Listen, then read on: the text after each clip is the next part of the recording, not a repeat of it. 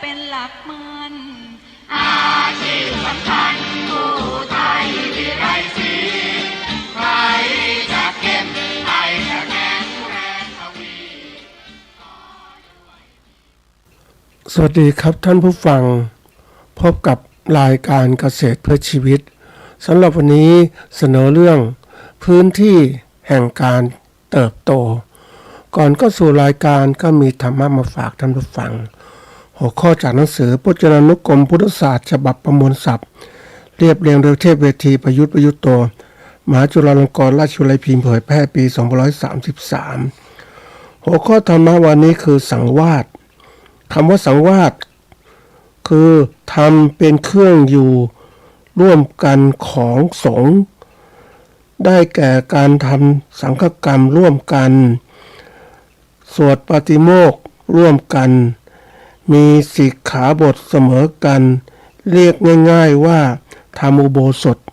สังฆกรรมร่วมกันนะ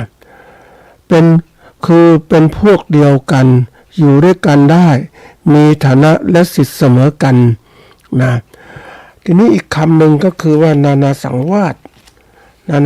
นี่ก็เป็นคำหนึ่งคือมีคำเพิ่มนานาเข้าไปด้วยก็เป็นนานาสังวาสก็เป็นการเขาเรียกว่าแปลว่ามีธรรมเป็นเครื่องอยู่ร่วมคืออุโบสถและสังฆกรรมเป็นต้นเนี่ยที่ต่างกันนะหรือแปลว่าสงฆ์ที่ไม่ร่วมสังวาสนะคือไม่ร่วมอุโบสถและสังฆกรรมด้วยกันเรียกว่าเป็นนานาสังวาสของกันและกันนะเหตุที่ทำให้เป็นนานาสังวาสมีสองอย่างคือหนึ่งภิกษุทำตนให้เป็นนานาสังวาสเองเช่นอยู่นิกายหนึ่งไปขอเข้าร่วมนิกายอื่นหรือแตกจากพวกเพราะเหตุวิวาทที่การอย่างหนึ่งอีกอย่างหนึ่งถูกสงฆ์พร้อมกันยกออกจากสังวาสก็คือยกออกจากไม่อยู่ร่วมกันละนะไม่ให้อยู่ร่วมกันธรรมะข้อนี้ก็จะพิจารณาได้ท่านผู้ฟังคือเราจะอยู่ร่วมกันได้ก็ต้องมีเขาเรียกว่ามีสิกขาบทร่วมกันปฏิบัติร่วมกันธรรมอุโบสถร่วมกันอย่างนี้ทีนี้มันเราประยุกต์ใช้ในแง่ของธรรมที่ตรงนี้ก็เดี๋ยวนี้คนเราเนี่ยเขาเรียกมีความคิดต่างกันมากอย่างมันก็ธรรมชาติของคนนะท่านผู้ฟังต่างคนต่างคิดต่างคนต่างทำแล้วก็ความคิดอ่านต่างๆมันต่างไปแล้วเนี่ยมันก็เลยแยกจากกันไม่ค่อยอยากทำร่วมกันนะทีนี้มันก็มีตัวสำคัญตัวหนึ่งถือว่าเราต้องรู้จักด้วยกันก็คือว่าธรรมที่เราจะทำอยู่ร่วมกันอย่างไรคือบางทีคนเรายึดไปนู่นไปนี่ทำไม่มองตัวกลางเชื่อมต่อก็คือธรรมะเนี่ยแหละทำเป็นความเป็นจริงธรรมชาติที่มันเชื่อมต่อเรายังไงก็ตามก็มีสภาวะเหมือนกันคือเป็นคนเหมือนกันมีความต้องการเหมือนกันจะแตกต่างในความคิดความอ่านแล้วแต่สิ่งเหล่านี้คือการที่เราคิดต่างกันไปอะไรต่างๆเหล่านี้จริงๆมันก็แค่เป็นช่วงขนาดหนึ่งของเราเองเราอาจจะรู้ไม่เท่าทันหรือเราจะคิดปรุงแต่งไปเองแต่จริงแล้วก็อยู่ร่วมกันก็คือว่าการที่เรานั้นมีธรรมะเสมอกันคือถ้าเราเป็นลูกศิษย์พระเจ้าเนี่ยก็ต้องมีปฏิบัติธรรมร่วมกันปฏิธรรมะด้วยกันอันนี้คือสิ่งสำคัญอย่าบางทีเราอยากแตกแยกเดี๋ยวนี้มันมีแตกแยกมากนะท่านผู้ฟังต่างคนต่างไปมันก็เป็นธรรมชาติของคนนะท่านผู้ฟังก็ไปตั้งนู่นตั้งนี่เป็นของตนเองนะก็แตกแยกตามความคิดแล้วก็คิดว่าตัวเองนั้นถูกต้องนะไอ้ถูกไม่ถูกมันใครตัดสินแล้วท่านผู้ฟังก็ถ้าเรามีใจเป็นธรรมก็ธรรมะเป็นตัวตัดสินนะแต่เราไม่มีใจเป็นธรรมแล้วก็เอาตัวเราเป็นที่ตั้งแล้วท่านผู้ฟังนะมันก็เลยกลายเป็นว่าความแตกแยกไม่สังวาสกันเกิดขึ้นนะก็ฝากไว้เป็นข้อคิดนะ นี่วันนี้เข้าสู่รายการของเราคือเรื่องของพื้นที่แห่งการเจริญเติบโตอันนี้เป็นตัวหนึ่งคือที่ยกมาทั้งหมดในท่านผู้ฟังตั้งแต่3 ตอนแรกๆก็พูดถึงเรื่องของพื้นที่แห่งความสบายสุขสบายพื้นที่แห่งความกลัวพื้นที่การเรียนรู้และพื้นที่แห่งการเจริญเติบโตเพื่อให้ท่านผู้ฟังที่เป็นเกษตรกรผู้ประกอบการนั้นได้มีความคิดที่ถูกต้องมากขึ้นเพื่อนำไปใช้ในการดำรงชีวิตของตัวในใช้ดำเนินชีวิตของตัวเองเพราะว่าถ้าเราไม่มีเขาเรียกความรู้ที่ถูกต้องอะไรถูกต้องมันก็ทำให้เกิดอะไรขึ้นเกิดมิจฉาทิฏฐิความเห็นผิดไปนะแต่ถ้าเรามีสัมมาทิฏฐิเราจะรู้ว่าเราจะพัฒนาอย่างไรคือการเปิดกว้างเขาเรียกว่าเปิดกว้างทางความคิดหรือกรอบแนวคิดที่มีในจิตใจของเราเนี่ยถ้าเรายังยึดติดกับกรอบแนวคิดเดิมๆแล้วก็อยู่แบบเดิมๆแต่ถ้าเรามีกรอบแนวคิดที่เจริญก้าวหน้าเกิดขึ้นเนี่ย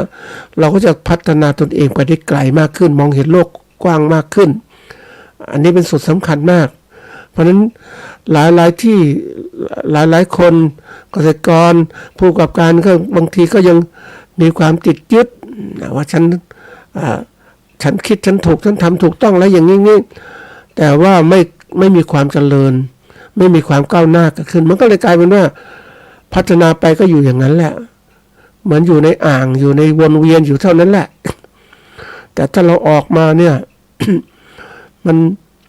มันจะรู้ตัวเราเองเราจะอยู่อย่างไรมันเหมือนนกท่านผู้ฟังนกมันรู้มันมีปีกมันก็ต้องบินใช่ไหมไม่ใช่เกาะยึดอยู่กับที่มันต้องบินไปนู่นไปนี่หาอาหารในที่ต่างๆมากขึ้นคือการแสวงหานั่นคือเหมือนกับเราที่เราติดเราเองเป็นมนุษย์นะผู้ฟังมีความคิดคนอ่านแต่เราถ้าไปติดยึดบางสิ่งบางอย่างแล้วเราไม่อยากพัฒนาไปก้าวหน้าเราก็อยู่อย่างเดิมเหมือนนกที่เกาะอยู่กับที่แต่ถ้าเราเป็นนกเราก็ต้องรู้ว่าเฮ้ยที่ไหนบินไปเที่ยวไปนู่นนี่ไปมันก็ไปหาอาหารมากขึ้นการเป็นเกษตรกรหรือผู้การเกษตรเราจะอยู่พื้นที่เดียวไม่ได้เราต้องพยายามไปดูนี่แสวงหาก็คือเรื่องของการที่เราจะต้องสร้างพื้นที่แห่งความสุขสบายนั้นกว้างขวางมากขึ้นสร้างความสุขที่แท้จริงไม่ใช่ว่าอยู่เล็กๆอะไรกระทบถึงก็หวั่นไหวไปหมดถ้าเราพื้นที่ใหญ่ครอบครองพื้นที่กว้างขวางเนี่ยมันก็ใหญ่โตขึ้นมันอะไรก็ไม่กระเทือนเพราะมันมีอำนาจเกิดขึ้นอันนี้คือสิ่งสำคัญที่เรามาพูดในนี้ก็คือว่าต้องการปรับความคิดคือแนะนำข้อคิดให้ท่านไปปรับคิดแล้วก็พัฒนาธุรกิจของท่านพัฒนาความคิดของท่านเข้าสู่ความเจริญเติบโตที่ควรจะมีสำหรับทุกคนนะครับความหมายอันที่หนึ่งก็ดูความหมายของพื้นที่แห่งการเติบโตนะความหมายของพื้นที่การเติบโตหรือเจริญเติบโตก็คือว่าพื้นที่หรือช่วงเวลาที่บุคคลได้พัฒนาตนเองอย่างเต็มที่หลังจากก้าวผ่านนะพื้นที่ปลอดภัยพื้นที่แห่งความกลัวและพื้นที่แห่งการเรียนรู้มาแล้วเนี่ยในโซนนี้ในพื้นที่นี้ผู้เรียนจะเริ่มรู้ตัวเองว่าต้องการอะไรมีเป้าหมายในชีวิตชัดเจนพัฒนาความสามารถอย่างต่อเนื่องและเต็มไปด้วยความมั่นใจและแรงจูงใจในการเจริญเติบโตอย่างยั่งยืนเป็นเสมือนปลายสายรุ้งจุดมุ่งหมายที่ใครหลายคนต้องการให้เป็นไปให้ถึงนะมันเหมือนจุดหมายของชีวิตเหมือนกันนะต้องมีตรงนี้นี่มันหลักการเนี่ยอันนี้คือความหมายนะความหมายแล้วมันมีความสำคัญอย่างไรล่ะถ้าเราดูความสำคัญตรงเนี้ยนะมันจะเป็นตัวที่บอกว่ามันสำคัญอย่างไรเนี่ยความสำคัญของโซนแห่งการพื้นที่แห่งการเจริญเติบโตในการพัฒนาเนี่ยอันที่หนึ่งก็คือว่าเป็นจุดที่บุคคลจริงจังกับการตั้งเป้าหมายและการพัฒนาตนเองอย่างมีความหมายอันนี้เป็นจุดสำคัญนะเราต้องพัฒนาตนเองให้ได้นะอันที่สองช่วย ให้บุคคลมีก็เรียกกรอบแนวคิดที่เจริญเติบโตซึ่งคือความเชื่อถือว่าความสามารถพัฒนาได้ตลอดเวลาคือคนที่จะเข้าสู่พื้นที่เจริญเติบโตเนี่ยมันจะมีความเขาเรียกว่ามีความมุ่งมั่นนะเชื่อมั่นว่าฉันสามารถเจริญเติบโตพัฒนาไปได้นะอันนี้เป็นความสำคัญตรงนี้นะอันมาเป็นพื้นที่ที่สร้างความอดทนและความมุ่งมั่นในการเผชิญความท้าทายจากอุปสรรคต่างๆนะมาถึงตรงนี้มันไม่กลัวแล้วล่ะเพราะว่าก็เรียกมันเหมือนกับนักรบท่านผู้ฟังนักรบที่ผ่านการฝึกการอะไรต่างๆแล้วมันนั้นเวลาเข้าสู่สงครามจะมีความเชื่อมั่นมากในการที่จะชนะคู่ต่อสู้ได้นี่คือเหมือนกับเราเจริญเติบโตท่านผู้ฟังอย่างที่บอกเปรียบเทียบเหมือนนกเนี่ยตอนแรกเราก็กลัวบินไม่ได้ไกลเนาะนะตัวเล็กๆมันบินไม่ได้ไกลแต่มันเมื่อบินไปเรื่อยๆเรื่อยๆมันจะรู้โอ้มันแข็งแรงขนาดนี้เหรอมันก็ลงบินไกลขึ้นนั่นแหละนะอันถัดมาคือความสำคัญของโซนในการเจริญเติบโตก็ส่งเสริมการสะท้อนตนเองและการปรับเป้าหมายใหม่ๆอย่างต่อเนื่องเพื่อเติบโตอย่างยั่งยืนมันจะมีความรู้สึกว่ามันมองตัวเองอะไรต่างมันแข็งแรงมากขึ้นเก่งมากขึ้นก็ปรับเป้าหมายแทนที่อยู่ตรงนี้ที่เดียวแล้วไปที่อื่นได้มันนกนี่แหละบินทั่วไปนะความกว้างก็บินไปนะอันถัดมาคือความสำคัญคือโซนนี้ช่วยต่อยอดขยายอะไรขยายโซนพื้นที่แห่งความสบายเนี่ยความสบายแบบเดิมนะให้กว้างขวางและแข็งแกร่งมากขึ้นมันเป็นธรรมชาติท่านผู้ฟังถ้าเราคิดเล็กๆเหมือนพื้นที่เราเคยชินหรือสบายมีพื้นที่บ้านเท่านี้นะ50 ตารางวา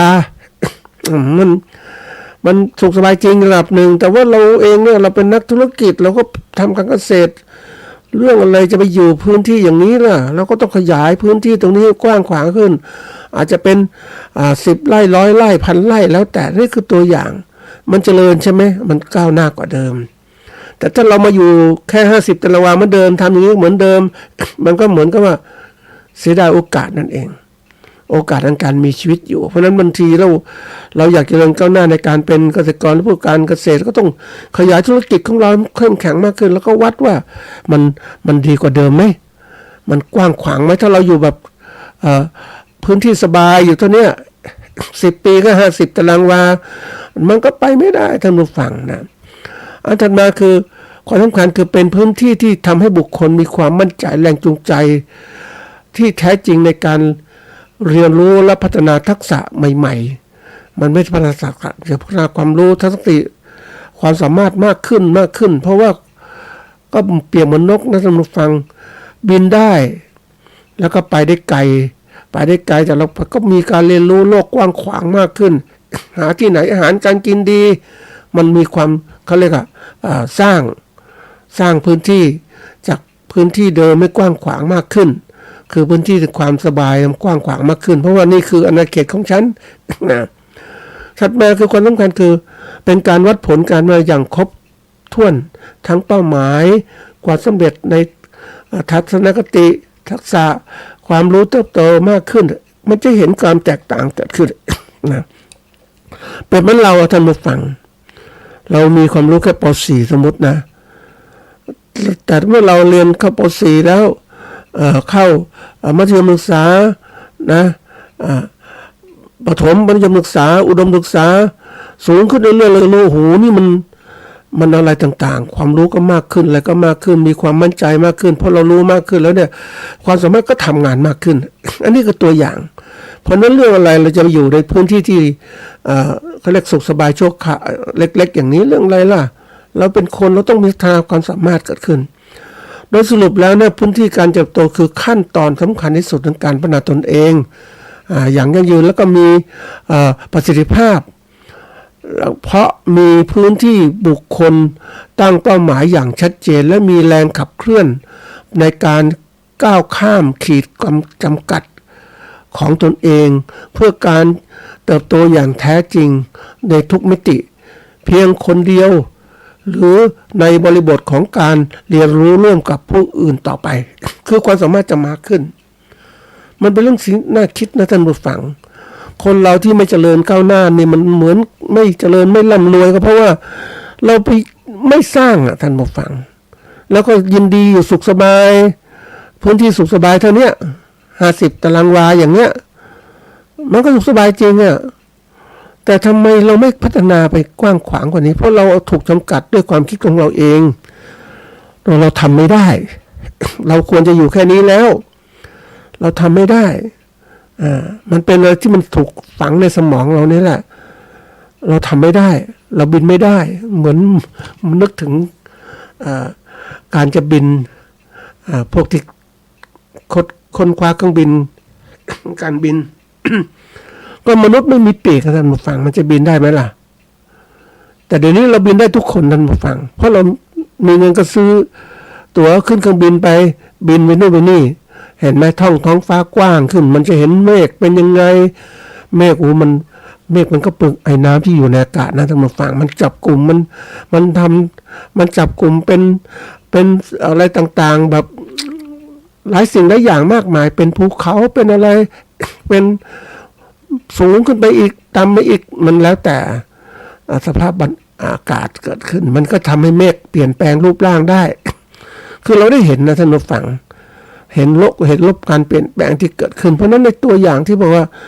เราบินไม่ได้เราทำอะไรไม่ได้อยู่แค่นี้แหละพอกินตรงนี้แหละมีภูมิคุ้มกันหรือเปล่าเราไม่ต้องคิดมากมายนะท่านผู้ฟังคือเราต้องออกจากโลกตรงนี้ไปว่า เท่านี้มันไม่พอกินล็อกเพราะว่าโลกมันเปลี่ยนเราต้องยึดคือทุกอย่างเนี่ยเราต้องพยายามสร้างเส้นทางการก้าวหน้าเกิดขึ้น นะไม่ใช่อยู่คิดคนเราถูกจำกัดความคิดนี่เป็นเรื่องสำคัญนะท่านผู้ฟังคนก่อนเราก็ถูกจำกัดความคิดนะเราก็คิดว่าแค่เรียนป .4 ก็พอแล้ว ก็ไถนาทำนาได้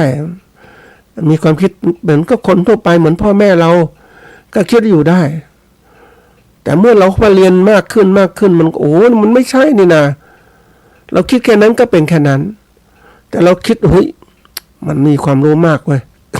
เราก็ทำอะไรที่มันมีค่ามากขึ้นได้ประโยชน์มากขึ้นอันนี้คือเรื่องจริงที่เกิดขึ้นเพราะฉะนั้นเราต้องอย่าไปหยุดกรอบแนวคิดที่มีในสมองเราเนี่ยเขาเรียกว่า mindset ที่เราตั้งเนี่ย ถ้าเราตั้งไว้มันคงที่อยู่ตัวเนี้ยนั่นเหมือนคนที่ถูกอะไรเหมือนรถยนต์ที่มันถูกล็อกความเร็ววิ่งได้30 กิโลเมตรต่อชั่วโมงอยู่เท่านั้นแต่ถ้าเราคลายที่ล็อกความเร็วไว้เราจะรู้ได้ว่าเฮ้ยรถมันวิ่งเร็วถึง120-150 กิโลเมตรก็ได้ขึ้นอยู่กับกำลังเครื่องของเราเนี่ยเราไปล็อกทำไมสมองเราต้องคิดแล้วคนส่วนใหญ่ถูกล็อกตรงนี้ท่านผู้ฟังด้วยความรู้สึกว่า พอแล้วร่ำรวยแล้วมากพอแล้วไม่ต้องคิดอะไรมากแต่ทีนี้ถ้าคิดอย่างนี้ไปแล้วไม่มีภูมิต้านทานในสิ่งต่างๆที่เปลี่ยนแปลงเราไม่รู้ปรับตัวยืดอยู่ในกับสังคมมันก็เลยพัฒนาการไม่ได้ไก่ก็ที่สุดก็จะกลายเป็นอะไรรู้ไหมนกที่ไม่บินไก่หากินใกล้ๆแล้ววันหนึ่งอาหารหมดจะทำยังไงอาหารหมดเนี่ยมันไม่มีมันต้องขอบเขตไปโลกมันเปลี่ยนนะมันนึกถึงนกท่านผู้ฟังมันเป็นอะไรที่แบบมันแทนเราได้เหมือนกันนะท่านผู้ฟังเพราะเหมือนว่าก่อนเนี่ยนกทำไมมันต้องหากินกับที่เพราะว่าอาหารการกินมันพอแล้วอยู่เท่านี้ไม่ต้องไปไกลแต่เดี๋ยวนี้ทำไมนกต้องบินไปอีกไปไกลมากขึ้นนะแล้วเดี๋ยวนี้มันก็เกิดนกอพยพมาท่านผู้ฟังนกอพยพเนี่ยมันก็ไปตามที่ต่างๆมันไปเป็นฝูงนกต่างๆเนี่ยมันจะเป็นฝูงก็ไปหากินไปที่ไหนมันจะจับกลุ่มมันไม่เป็นกลุ่มนี่นกอพยพเราเองไม่ใช่นกแต่เราก็หมุนบินเหมือนนกได้เราต้องคิดให้ทำยังไงมันดีขึ้นกว่าเดิมจะอยู่ตรงนี้ไม่ได้นะหลักการเนี่ยจะช่วยเราเนี่ยเราจะเจริญพื้นที่ขยายพื้นที่เจริญก้าวหน้าเนี่ย เจริญเติบโตได้อย่างไรนะก็มีหลักการก็คือว่านะหลักการของการพื้นที่หลักการในพื้นที่แห่งการเจริญเติบโตคือว่าการเติบโตเกิดขึ้นจากการตั้งเป้าหมายที่ชัดเจนและมีความหมายต่อตนเองเพื่อเป็นแรงขับเคลื่อนให้ก้าวหน้าจากพื้นที่แห่งความสุขสบายที่เดิมๆนั่นแหละเราก็ต้องมีเป้าหมายไว้อย่างนี้นะเราจะอยู่เท่านี้ไม่ได้50 ตารางวาทำอะไรก็ไม่ได้แล้วเนี่ยอยู่อาศัยปลูกผักก็ได้นิดเดียวเราต้องขยายทำไงก็ต้องเป้าหมายอยากจะให้มีเงินมีเงินแล้วก็ซื้อพื้นที่เพิ่มทีละไปทีละแปลงนะยังนึกถึงครอบครัวสนุกฟังครอบครัวที่แบบพื้นที่ไม่มากแต่ว่ามีเงินก็ซื้อพื้นที่เพิ่มไปอีกนะแล้วก็ถัดมาคือเราต้องตั้งเป้าหมายไว้ตรงไหนเราก็ต้องพยายามที่จะพัฒนากรอบแนวคิดที่ก้าวหน้าขึ้นคือแนวคิดของการเปิดรับสิ่งใหม่ๆและเชื่อว่าความสามารถพัฒนาได้ตลอดเวลาเราเปิดพื้นที่เนี่ยมันเหมือนกับว่าเราเปิดสมอง84,000 เซลล์เนี่ยมันทำยังไงดีไม่ใช่84,000 เซลล์นะท่านผู้ฟังนี่มันเหมือนกับใช้คำศัพท์พระพุทธศาสนาพระไตรปิฎกเนี่ยสมองเรามีมากกว่านั้นเป็นมากมายทีเดียวเราจะมาคิดอยู่เท่านี้ได้อย่างไรเราคิดให้กว้างขวางมากขึ้นให้มันเติบโตในความคิดเหมือนคนนะแต่ก่อนก็ไม่เคยคิดว่าสมองนี่มันจะจำได้ขนาดนี้นะเรียนป .4 ก็ได้ขนาดนี้คิดแค่นี้แต่เรียนไปสูงขึ้นมันไปนานจริงมันคิดนู่นคิดนี่แล้วมันคิดไงท่านผู้ฟังมันคิดไปสร้างสิ่งใหม่ๆความคิดของเราเนี่ยถ้ามันรู้จักคิดมันมีสัมมาทิฏฐิจิตของคิดนู่นคิดนี่ไปก็คิดแล้วมันใช้สมองพัฒนาการต่างๆคิดต่อยอดปรับปรุงนู่นปรับปรุงนี่คิดในสิ่งที่คนอื่นคิดไม่ได้แล้วเราก็สร้างทฤษฎีแนวคิดใหม่ๆเกิดขึ้นนี่กันก็เรียกเป็นนักวิจัยมันต้องหัดคิดอ่ะนี่มันจะรู้ว่าสมองมันไปไกลนะท่านผู้ฟังนะถัดมาคือเราผ่านพื้นที่ความกลัวผ่านพื้นที่อะไรพื้นที่แห่งการเรียนรู้แล้วก็ท้าทายด้วยการอดทนด้วยความมุ่งมั่นมันจะทำให้เรานั้นเข้าสู่ก็เรียกพื้นที่เจริญเติบโตนั่นเองการเรียนรู้ในโซนในการเรียนรู้ในพื้นที่การเรียนรู้เนี่ยช่วยเสริมสร้าง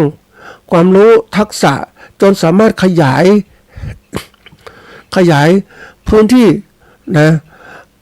พื้นที่ความคุ้นชินหรือพื้นที่สบายให้กว้างขวางมากขึ้นกว้างขวางกว่าเดิมนี่ตัวสำคัญที่เราทำทั้งหมดเนี่ยเพราะว่าเราต้องการที่จะทำให้เรามีความสบายมากขึ้นสุขสบายมากขึ้นเพราะถ้าเรามีพื้นที่สุขสบายแค่50 ตารางวาโอ้ยมันไม่ไหวมันไม่เราต้องมีพื้นที่สุขสบายสัก100 ตารางวาอย่างเงี้ยไม่ใช่100 ไร่อย่างเงี้ยนะมันสุขสบายมองเห็นทิวนู่นเห็นต้นไม้ที่เราปลูกเห็นนู่นมันเป็นเรื่องที่แบบมันมีความสุขคนเราท่านผู้ฟังก็คงจะรู้คนรวยคนมีพื้นที่มันกว้างมันมีความสุขใจแต่เราเจอพื้นที่แคบๆนะมันไม่สุขใจนะ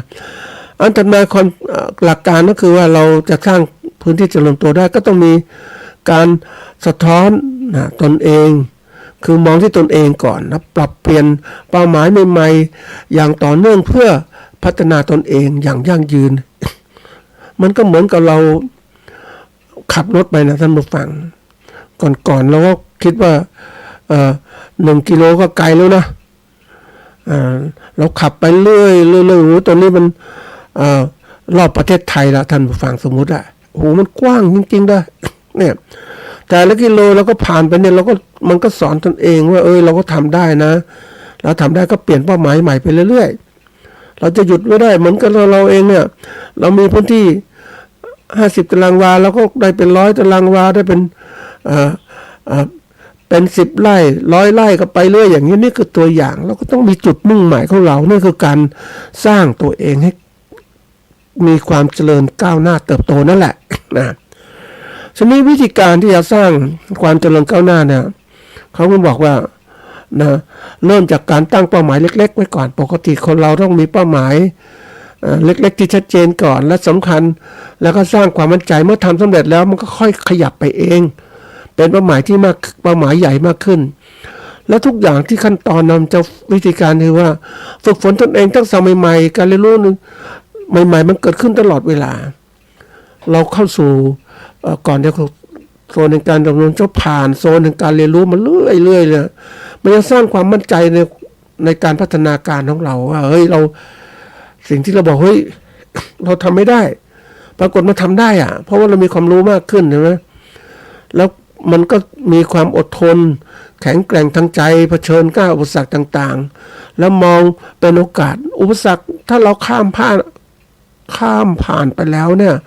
มันเป็นสร้างโอกาสในการเติบโตเราจะไปคิดว่าเฮ้ยทำไม่ได้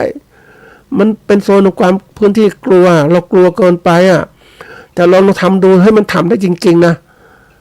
เหมือนกับเราเองเนี่ยก่อนเราก็เราทำไม่เป็นอ่ะตัวอย่างเราจะแก้เครื่องยนต์อย่างเนี้ยเราแก้เครื่องยนต์มันเสียเราก็เรียกร้องหาช่างมาซ่อมนะแต่เมื่อวันหนึ่งเราช่างกับไกลแล้วก็ลองทำเองดูสิเป็นยังไงมันก็ทำได้แล้วจากช่างซ่อมเล็กๆก็ไปเรื่อยๆนะสมัยเด็กๆก็ท่านผู้ฟังหลายท่านก็คงขับจักรยานนะจักรยานเนี่ยเวลายางมันรั่วยางมันซึมอย่างเนี้ยแล้วก็เติมลมก็รั่วอีก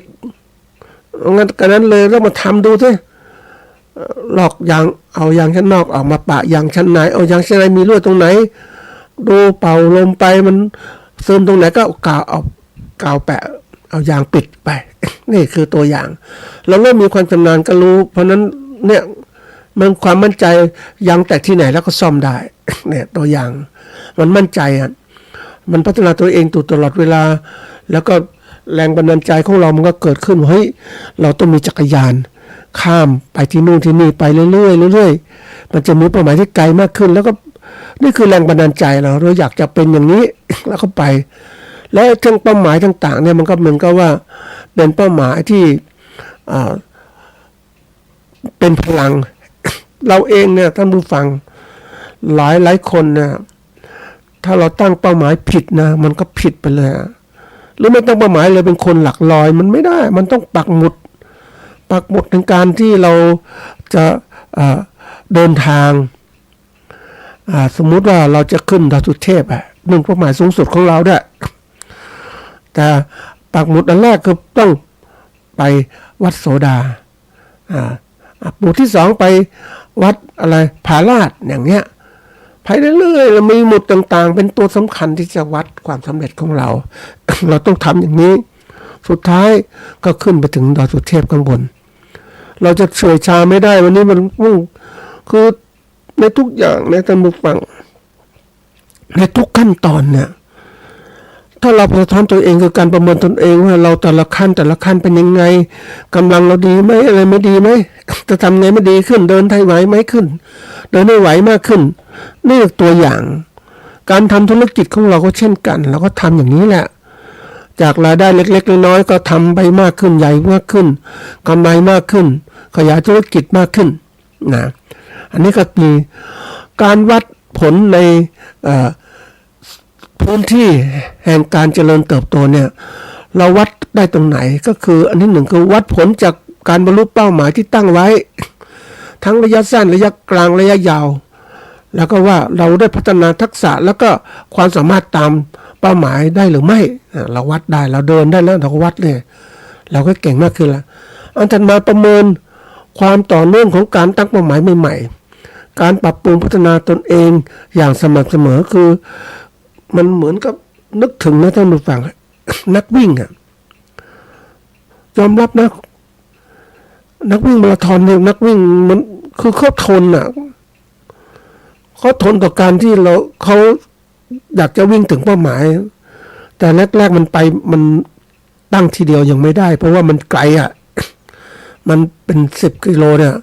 หรือบางคนบอก21 กิโลนะผมวิ่งในสมัยก่อนก็42 กิโลอย่างเงี้ย 21กิโลเพราะนั้นวิธีการก็ตั้งวันนี้วิ่ง2กิโลวันพรุ่งนี้วิ่ง3กิโลวันต่อที่3วิ่ง4กิโลสมมติไปอย่างเงี้ยไปเรื่อยๆจนกระทั่งมันวิ่งแต่ละช่วงมันก็ยาวขึ้นไกลขึ้นนี่คือตัวอย่างที่เราประเมินตนเองแล้วปรับปรุงการสะท้อนตัวเองแล้วมันกลับมาประเมินตนเองการประเมินแบบที่เรียกว่ารอบตัวโดยให้คนอื่นประเมินก็ได้ประเมินตัวเองก็ได้ก็รู้ถ้าเรา อยากจะรู้ก็คือดูเราตัวเรามีนาฬิกาจับเวลามีความสามารถต่างๆแล้วบางครั้งก็ดูจากเพื่อนที่เราวิ่งด้วยกันอะไรด้วยกันน่ะทำธุรกิจด้วยกันบางจะบอกว่าเฮ้ยเราเป็นยังไงบ้างแล้วมีการเปรียบเทียบกันนะตัวอย่างการวัดความรู้สึกของความมั่นใจในตัวเองความกระหายในการเรียนรู้แล้วก็ความสามารถในการเผชิญปัญหาต่างๆมากขึ้นมันท้าทายท่านผู้ฟังพูดง่ายๆบางทีนึกถึงตัวเองนะท่านผู้ฟังอันนี้เล่าเรื่องให้สนุกนะท่านผู้ฟังเรามีความกลัวในสิ่งที่ไม่รู้อย่างสมัยเด็กๆก็พ่อแม่บอกเฮ้ยผีรอบๆมีผีนู่นมีพี่เรากลัวมากเลยเรากลัวมากทีนี้มันกลัวมันก็เกิดสะสมมันก็ไม่กล้าไปไหนท่านผู้ฟังกลัวมากแต่เมื่อเราทนต่อความกลัวมันไม่มีอะไรต้องกล้าเราต้องทุกกลัวเรื่องอะไรก็ตามเขาก็เป็นผีเราก็เป็นผีเป็นนะท่านผู้ฟังแล้วไปกลัวทำไมยิ่งไปมองตัวเองไปเฮ้ยเราก็แค่วันหนึ่งก็ตายไม่มีอะไรแล้วเป็นที่พึ่งของเราเนี่ยใจของเราต้องเข้มแข็งมีใครทำอะไรอันตรายเราได้เราก็สู้เพราะนั้นไปอยู่ที่ไหนก็อยู่ได้นะนั้นเกิดความกล้าเกิดขึ้นโดยตัวมันเองเห็นไหม นี่คือการฝึกตัวเองเนี่ยทุกอย่างมันเกิดขึ้นจากความคิดของเราเองมันถูกจำกัดด้วยความคิดของเราแต่เราอยากเจริญก็ต้องออกจากความคิดความกลัวเหล่านี้สู่ความเจริญก้าวหน้ามันก็กล้าขึ้นมาแล้วก็เราต้องรู้ตัวเองว่าเป็นยังไงด้วยวัดตัวเองเป็นยังไงในทุกขณะที่เราทำงานแต่ละขั้นตอนก็เรียกว่าการบางทีเราวัดตัวนี้มันแล้วแต่การวัดความก้าวหน้าทางความสำเร็จทางธุรกิจนิ่มสำเร็จก็คือปกติเราจะมีเป้าหมายนะสมมติเราทำนา10 ไร่เนี่ยเราตั้งเป้าหมายว่าเราต้องได้กำไรอะไรไร่เรา 5,000 สมมติ10 ไร่ก็50,000นะไร่ละ 5,000 10 ไร่ 50,000นี่คือกำไรแต่ทำไงมันมีกำไรมากขึ้นต่อไปก็วัดมันต้องได้ 6,000 นะไร่ละ 6,000 เพราะว่าต้นทุนข้าวก็ถ้า 7,000 แล้วเพราะนั้นต้อง 6,000 อีก 6,000 ใช่ไหมเพราะนั้นต้องปลูกพันธุ์ข้าวใหม่ๆนะพันธุ์ข้าวหอมมะลิเกวียนละ10,000 กว่าบาทอย่างเงี้ยนี่คือตัวอย่างนี่คือการวัดแบบชนิดที่เรียกว่ามีผลรวมเป็นตัวเงินที่เกิดขึ้นแต่บางครั้งเนี่ยท่านผู้ฟังมันวัดใหญ่ๆอย่างนี้มันต้องรอเวลานานนะกว่าจะปีนึงหรือฤดูนึงก็จะวัดผลแต่ถ้าเราทำงานแล้วแต่ก็จะมีเขาเรียกดัชนีชี้วัดเรียก KPI ดัชนีชี้วัดว่าเป็นยังไงสำเร็จไหมเหมือนเราเดินขึ้นมีเรื่องการวิ่ง10 กิโลสมมติดัชนีชี้วัดก็คือกิโลที่1ที่2ที่3ที่4ถึงกิโลที่10เนี่ยจะวัดอย่างนี้เราวิ่งถึงไหนแล้วทำได้ถึงไหนแล้วมันก็บอกเราใช่ไหมดูหลักกิโลนั่นแหละนะอันนี้คือตัวอย่างดัชนีวัดแล้วแต่ธุรกิจของเราที่เราทำว่ามันเป็นยังไงมันมีความเขาเรียกว่ามีความยุ่งยากในการวัดอย่างไรแต่มันมีเดี๋ยวนี้มันมีการสอนในการวัดความสำเร็จนะท่านผู้ฟังและตัวเพราะนั้นวิธีการเราจะรู้ว่าเราเจริญก้าวหน้ายังไงมันก็ต้องมีตัววัดทั้งนั้นแหละนะวัดพึงพอใจโดยสรุปแล้วเนี่ยพื้นที่เจริญก้าวหน้าเป็นพื้นที่สำคัญในการเติบโตของบุคคลซึ่งเต็มไปด้วยเป้าหมายและความมั่นใจในการพัฒนาตนเองอย่างต่อเนื่องผู้ที่อยู่ในโซนเนี่ยพื้นที่เนี่ยจะตั้งเป้าหมายการวางแผนอย่างมีระบบการแล้วก็เต็มใจเผชิญกับความท้าทายอุปสรรคต่างๆในการเติบโตอย่างแท้จริงโดยมีวัดผลที่ครอบคลุมทั้งเป้าหมายที่บรรลุผลทางจิตใจแล้วก็ทักษะ ที่พัฒนาอย่างต่อเนื่องมันมีผลนะท่านผู้ฟังเรื่องนี้เมื่อกี้พูดถึงเรื่องของว่าไอ้ตัวชี้วัด เป็นหลักกิโลเนี่ยก็เป็นตัวที่นอกกาย แต่ในใจเราของเราเราจะรู้ของเราเองว่าใจเราเป็นยังไงมันนึกเหิมต่อสู้ไหมมันเป็นนักสู้ไหมอย่างที่เราขับรถเนี่ยมันผ่านกิโลที่หนึ่งมันสู้จริงๆท่านผู้ฟังแรกๆมันไม่กล้าตอนหลังมันกล้ามันขับไปเรื่อยมีขับจนเรียกว่ามีน้ำมันมีเครื่องจักรไปหมดนะท่านผู้ฟัง นี่คือตัวอย่างเพราะนั้นตัวที่เราวิธีการจะเข้าสู่ความสามารถเนี่ยในการพัฒนาเจริญโตต้องทำทุกอย่างก็คือมีหลักการและวิธีการวัดผลของเราว่าเฮ้ยมันจะไปวัดอย่างไรบ้างนะมันเป็นตัวสำคัญที่สุดนะเขาบอกว่าหลักการที่จะช่วยให้เข้าสู่พื้นที่เจริญโตได้ง่ายเนี่ยอย่างที่บอกต้องตั้งเป้าหมายเนี่ยที่ชัดเจนและมีความหมายซึ่งเป็นจุดเริ่มต้นก็คือช่วยสำคัญกระตุ้นการออกจากพื้นที่สบายที่เราตั้งอยู่เดิมเนี่ยวันฝ่าความกลัวต่างๆในพื้นที่แห่งความกลัวเข้าสู่พื้นที่เรียนรู้ต่างๆทั้งหมดก็บอกว่าเราต้องมีเป้าหมายคือว่าเป้าหมายนั้นต้องเฉพาะเจาะจงวัดผลได้เป้าหมายต้องวัดผลได้ทำได้จริงเกี่ยวข้องกับชีวิตของเราแล้วก็ มีกรอบเวลาเป็นตัวกำกับแต่นี้ในการทำงานวิจัยเรื่องต่างๆทำนี้หมดแล้วท่านผู้ฟังมีเป้าหมายชัดเจนนะวัดผลได้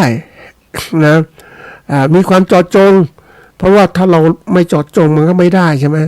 เจาะจงเฉพาะเลยวัดผลได้แล้วก็ทำได้จริงได้เกิดผลสำเร็จแล้วก็เกี่ยวข้องชีวิตของเรามันทำแต่ละขั้นเนี่ยชีวิตของเรามันจะรู้สึกว่าเฮ้ยก้าวหน้ามากขึ้นร่ำรวยมากขึ้นเนี่ยนะแล้วก็เวลาแต่ละปีเราก็มีเราทำชีวิตของเราเนี่ยเหมือนกับการศึกษาแล้วนะท่านผู้ฟังการศึกษาเราต้องการศึกษาตั้งเป้าหมายว่าเราจะเรียนจบมหาวิทยาลัยเราตั้งเป้าหมายใช่ไหมมหาวิทยาลัยนะเราต้องผ่านอะไรบ้างในเป้าหมายที่เจาะจงกับมหาวิทยาลัยนะวัดผลได้ไหมวัดผลได้สิแต่ละปีเป็นยังไงมี4ปีก็ต้องผ่านแล้วทำได้จริงไหมแต่ละปีได้รับผลปี1ปี2ปี3ปี4เนี่ยเห็นไหมเกี่ยวข้องชีวิตของเราได้เป็นผู้ทำเองมันทำงานเองเรียนรู้เองเกิดอะไรขึ้นเองเรียนตั้งอกตั้งใจเรียนมันเกี่ยวข้องกับเราหมดอะแล้วเราก็ทำได้จริงๆแล้วมีกรอบเวลาทั้งหมดมาที่ตั้งไว้4ปี4ปีต้องสำเร็จอย่างเงี้ยมันตั้งเป้าหมายอย่างนี้แนวนี้เหมือนกันกับการศึกษาเนี่ยเราทำอาชีพของเราเนี่ยเราต้องตั้งเป้าหมายนะท่านผู้ฟังนึกถึงว่าทำไมคนไม่ค่อยเจริญเติบโตเพราะว่าเขาไม่ได้คิดหลักแบบนี้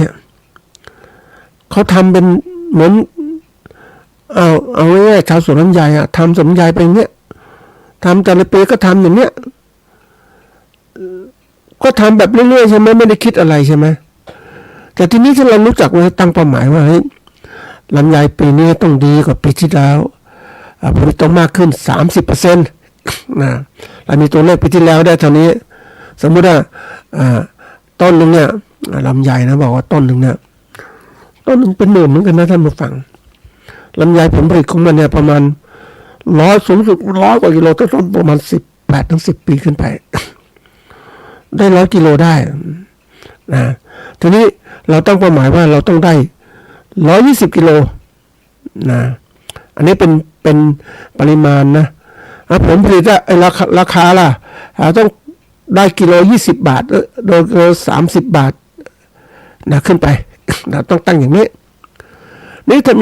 อย่างไรล่ะตัวนี้มันต้องตั้งเป้าหมายแล้วเนี่ยมันก็ต้องทำเพราะนั้นทำยังไงสำเร็จเจริญเติบโตก็ต้องดูแลจัดการดินปุ๋ยต่างๆให้อุดมสมบูรณ์ไม่ให้มีศัตรูรบกวนให้มันออกดอกเต็มที่มีพึ่งผสมเกสรติดผลได้ดีมากขึ้นตัวอย่างนะแล้วก็บำรุงให้เต็มที่เลยเอาใจใส่ดูแลคือถ้าเราตั้งเป้าหมายมันทำแล้วมันจะปล่อยปละละเลยไม่ได้ นะแล้วมันก็ได้จริงๆถ้าเราทำเต็มที่นะแต่ทีนี้คนส่วนใหญ่มันก็ไม่ได้ตั้งตรงนี้เพราะเราก็ทำไปเรื่อยๆของเราอะเป็นอย่างนี้ทุกที่นะท่านผู้ฟังทำไปเรื่อยๆไม่ได้คิดมีอะไรที่แตกต่างจากเดิม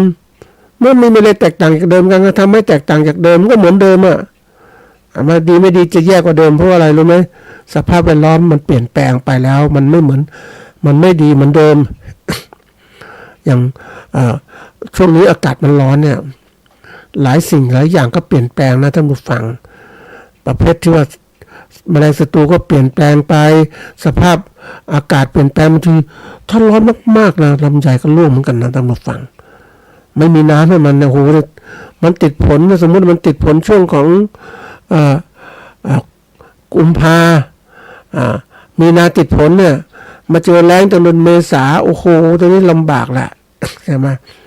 แล้วผ่านแล้งผ่านอะไรมาได้ไหมจะมีน้ำให้ไหมบางทีโอ้โหถ้าไปเจอเรามันแล้งจัดนะท่านผู้ฟังลำไยร่วงหมดเลยนะที่ติดมันอยู่ไม่ได้ใบก็โอ้โหแย่จริงๆอ่ะเพราะสภาพเรามันไม่เหมือนเดิมเลยเราจะคิดว่าเหมือนเดิมไม่ได้ต้องพยายามปรับปรุงความคิดของเราชอบคิดอะไรที่เหมือนเดิมนะท่านผู้ฟังมันทำอะไรเหมือนเดิมเพราะอะไรรู้ไหม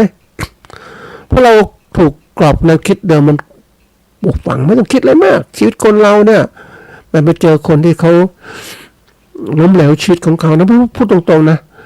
เขาล้มเหลวชีวิตของเขาเพราะเขาตั้งเป้าหมายผิดอะเขาบอกอยู่ไปวันไม่ต้องคิดอะไรมากแค่นี้ก็พอแล้วไม่ต้องคิดอะไรอยู่อย่างเงี้ยนะแล้วก็มีกินมีใช้ไม่เดือดร้อนอะไรเลยอ้าว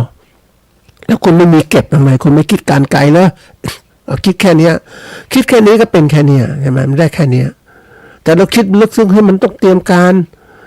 แก่เท่าต้องหาเงินเก็บเงินไม่ใช้ไม่แก่เท่าไม่ต้องหาเงินแก่เท่าเราใช้เงินอย่างเดียวอยู่นิ่งๆก็มีเงินใช้อย่างเงี้ยนี่คือตัวอย่างแต่เราไม่เคยคิดเพราะว่าเราก็ตอนที่เราแข็งแรงก็สนุกสนานเพลิดเพลินไปมันน่ากลัวนะคนเราเนี่ยวางเป้าหมายผิดมันก็ผิดตลอดเลยท่านผู้ฟัง ไม่เคยคิดอะไรและชีวิตมันถ้ามันผิดนะแผนที่ชีวิตมันไม่ใช่แผนที่ชีวิตการเดินชีวิตที่ผิดจากความเป็นจริงเนี่ยมันไม่มีพื้นฐานจากความเป็นจริงแล้วก็ปล่อยชีวิตเลื่อยเฉยไปเนี่ยมันล้มเหลวในชีวิตนะท่านผู้ฟัง นะแล้วเนี่ยตัวอย่างทำแล้วไม่ดีทำสวนลำไยก็ไม่ดีไปเรื่อยๆเลยเพราะเราคิดเหมือนเดิมเราต้องหัดคิดใหม่ทำใหม่ให้มันดีขึ้นมีงานทดลองว่าคิดแบบใหม่เป็นยังไงบ้างนะแล้วการมีเขาเรียกการมีกรอบแนวคิดเพื่อการเจริญโตในเชื่อคือความเชื่อว่าความสามารถของตนเองพัฒนาได้ตลอดเรียนรู้ตัวเองตลอดเวลาได้นะมีความอดทนพยายามไม่ยอมแพ้ทุกอย่างเนี่ยมันสำคัญตัวเนี้ยคนเรามักจะยอมแพ้ตนเองบางทีเฉยเรื่อยไปมันเรื่อยจริงๆก็ปล่อยตัวปล่อยใจไปเรื่อยๆมันก็ทำให้เราไม่อยากทำอะไรอยากจะนอนนิ่งๆอยากจะกินสบายๆอยู่แค่เนี้ยแล้ววันหน้าไม่มีกินทำไงมันน่ากลัวนะคือพูดตรงนี้ก็เป็นเรื่องอยากจะเล่าให้ฟังว่าไอ้ความเฉื่อยชาเนี่ยมันน่ากลัวเพราะอะไรคือไม่ทำอะไรเลยเนี่ยที่สุดเวลาถึงวัน แก่ชราหรือไม่แก่ก็มีนะในวัยทำงานแต่ไม่ทำงานไม่อยากสมัครงานมีเงินทำอาชีพเรื่อยๆไปเรื่อยๆไปเพราะนั้นมันมีจะกินอ่ะเดี๋ยวนี้การงานน่ะมันหายากนะโดยเฉพาะงานที่รายได้ดีๆมันหายากมันลำบากมันก็ใช้แรงงานก็มีอ่ะทีนี้มันถ้าเราไม่รู้จักเราอยากสบายแล้วก็ไม่อยากทำงานอยู่กินไปหมดไปแล้วมันไม่มีจะกินนะท่านผู้ฟังโอ้โหเนี่ยไปขอร้องใครก็ได้ล่ะทำตัวขอทานได้ไหมมันไม่ได้เหมือนกันนะท่านผู้ฟังเพราะคนเราไม่รู้จักทำอ่ะ จังหวะที่จะต้องทำเพื่อการมีกินมีเก็บมีใช้อ่ะเราไม่คิดตรงนี้เพราะนั้นการประเมินตนเองสำคัญมากดูตัวเองตลอดเวลาแล้วก็ต้องพยายามดูว่าสิ่งแวดล้อมต่างๆมันเป็นตัวกระตุ้นให้ก้าวหน้าหรืออะไรต่างๆเราเนี่ยเพราะว่าทุกอย่างเนี่ย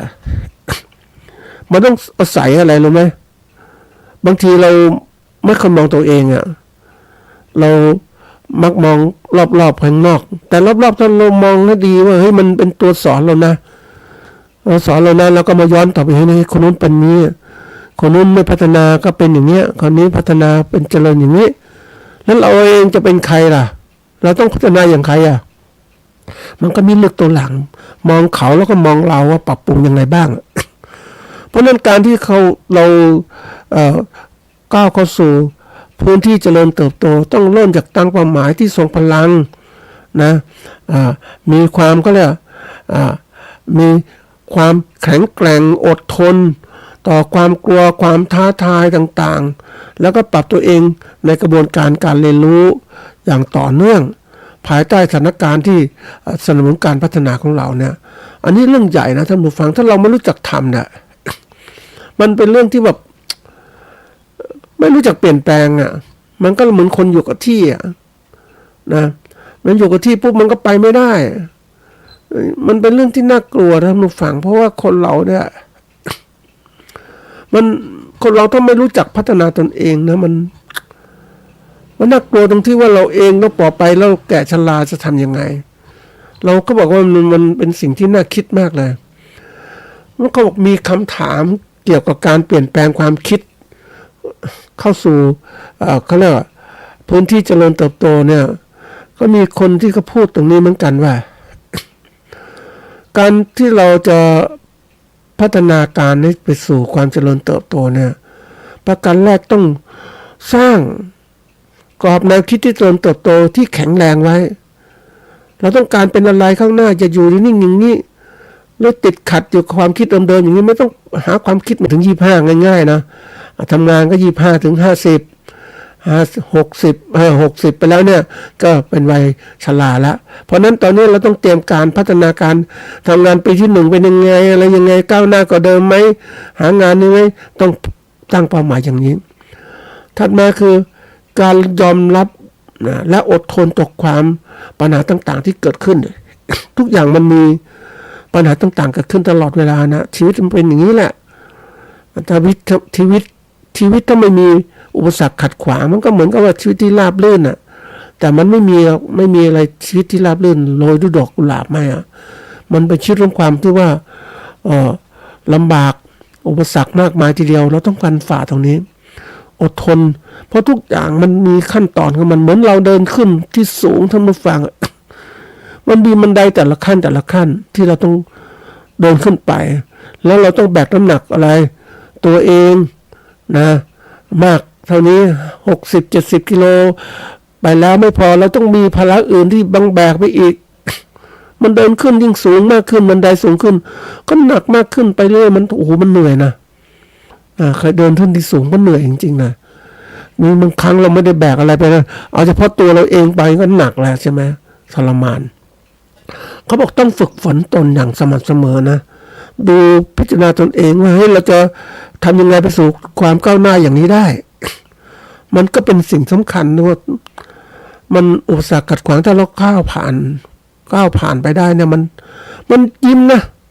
มันยิ้มในว่ายิ้มสู้ประเภทอย่างนั้นนะมันผ่านไปได้ปุ๊บมันก็เลยความฉันทำได้ไม่มีใครชมเราก็ชมตัวเองก็ได้ฉันทำได้แล้วฉันทำธุรกิจนี้สำเร็จแล้วมีมั่นคงแล้วอะไรแล้วเนี่ยก็ทำได้จริงๆนะอันนี้คือสิ่งสำคัญที่ต้องสร้างกำลังใจกับตัวเองแล้วก็บางขั้นตัดมาก็คือบางทีเราต้องสร้างสภาพแวดล้อมที่สนับสนุนการเติบโตของเราคืออยู่ท่ามกลางคนที่มีพลังนะพลังบวกสร้างแรงบันดาลใจเสริมสร้างการพัฒนา คือสิ่งแวดล้อมสำคัญเราเห็นคนจนอยู่รอบๆเราก็จนแบบเขาทำแบบเขาก็เหมือนเขานั่นแหละแต่เราทำไงให้มันอยู่ในที่อย่างนี้ไม่ได้คนบางคนท่านมาฟังเขาอยากจะร่ำรวยเขาเลยย้ายตัวเองไปอยู่ในที่ที่แบบว่า อยู่คนรวยโอ้เขาคนรวยคนขยันขันแข็งไว้เขาก็ทำอย่างนี้เราจะอยู่นิ่งๆเหมือนเขาไม่ได้หรอกอยู่นิ่งๆเหมือนเดินไม่ได้ต้องขยันเหมือนกับเขาอ่ะมันเหมือนกับว่าอยู่ในกลุ่มคนหรือพลังล้อมที่ดีมันช่วยส่งเสริมเรานะแต่อยู่ในกลุ่มชนที่ไม่ดีมันก็ลำบากทีเดียวถัดมาคือทุกอย่างเนี่ยมันต้องก้าวจากสิ่งเล็กๆไปสู่ความมั่นใจเราอยากเจริญก้าวหน้าต้องทำจากสิ่งเล็กทีละขั้นนะที่สุดเราก็สำเร็จในชีวิตของเราก็คิดว่านี่คือจุดสำคัญที่สุดคือเราจะผ่านตรงนี้ได้ ก็ต้องลงมือทำจริงๆว่าชีวิตของเรานั้นหยุดไม่ได้แล้วท่านผู้ฟังต้องทำไปสู่ความก้าวหน้าเจริญเติบโตให้ได้